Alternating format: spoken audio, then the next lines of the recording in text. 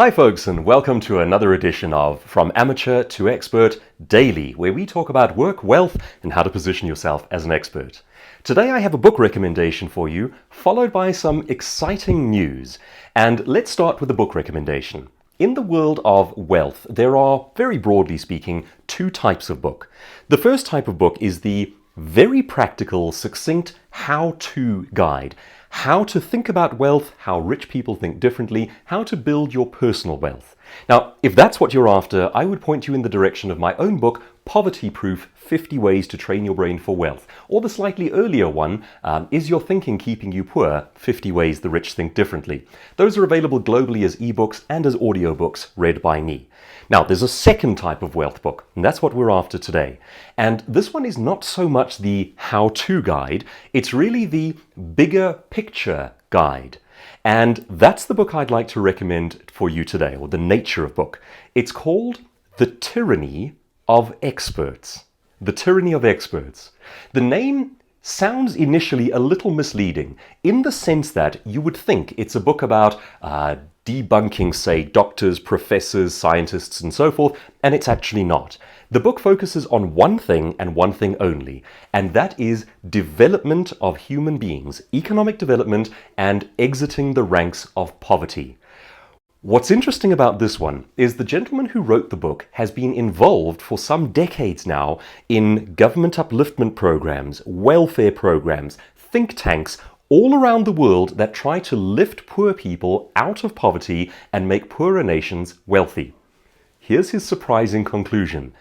The problem, he says, is the programs. The problem is the governments and their visions.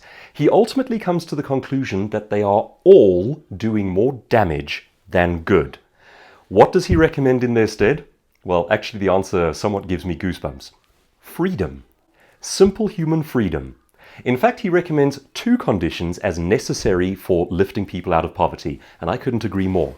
The first is simple human freedom, and the second one is human rights upheld by law. And after that, and I very much agree with this, he says governments need to get out of the way.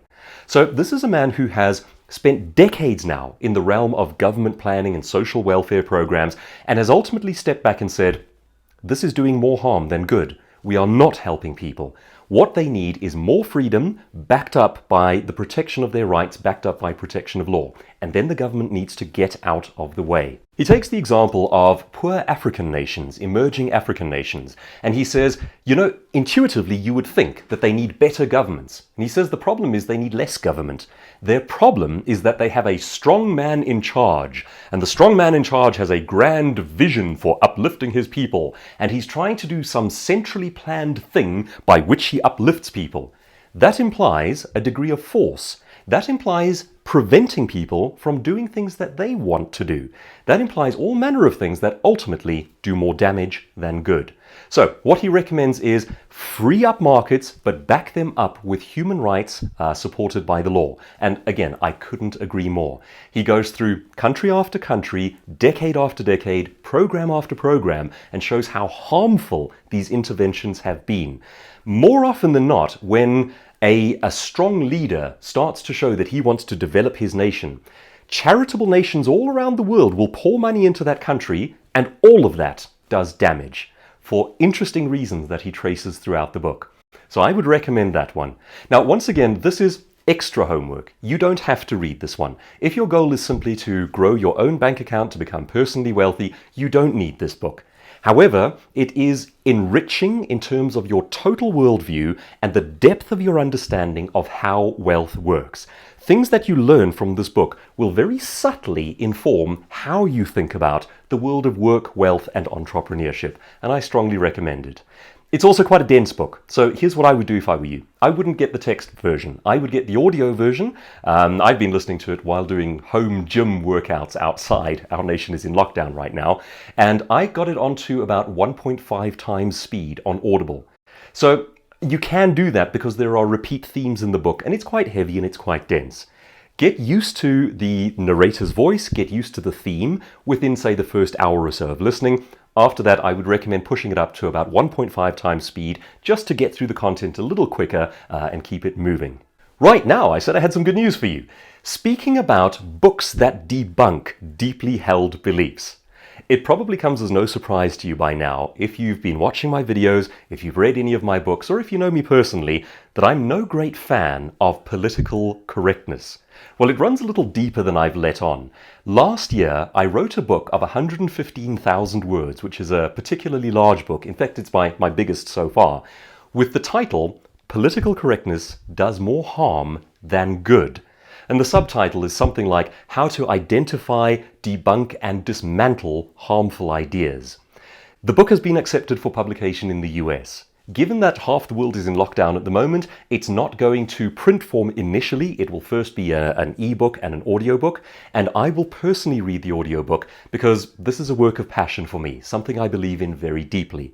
In terms of what it's like, if you've ever watched and enjoyed a Ben Shapiro video or a PragerU video, and I recommend those very strongly, or perhaps a Jordan Peterson video, you will have encountered the nature of content. It's about taking ideas that have become very popular but have foundations in sand and articulating what's wrong with those ideas and how they cause more harm than good. It's about debating them, articulating what's wrong with them, and ultimately standing up for what I think is right. So, I'm also going to be starting a new YouTube channel in which I help you with that. I won't bore you with that on this channel. This one is about work, wealth, and how to position yourself as an expert. But if that's your bag as well, if that turns you on, I will give you more details about that as we go along, and you can subscribe to both channels if you want to. If you simply want to stick with me here, absolutely perfect. It will come with a new website as well, which is tentatively titled breakingwoke.com. More details as we go along.